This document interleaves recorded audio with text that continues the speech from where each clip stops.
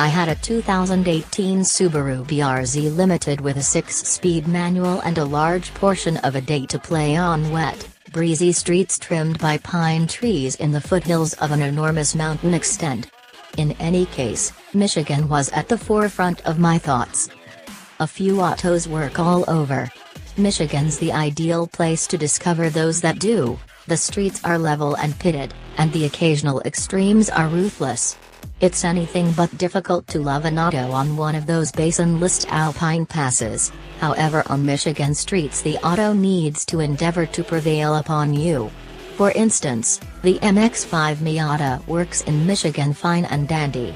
It's enjoyment in all conditions in which you can get the back tires to connect, and some that you can't.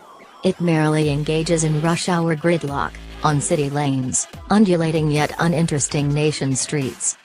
Some terrific tourers work splendidly well there, as well, splashing up enough discipline from the abominable roadways without battering the inhabitants. The more shapely Aston Martins are especially great at this trap, and their bounty engaging to voyage around in, or crush it level after an output of a nation crossing point demonstrates absolutely not for no less than 50 miles toward each path.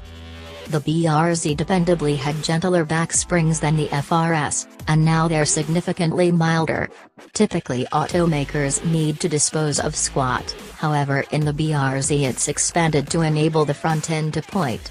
The vehicle solidness control programming now works better with a tree-tuned suspension, so its mediation is less recognizable. And keeping in mind that it'd take a slalom course, the two autos, and a box to truly put a number on the change, the general impact is decent.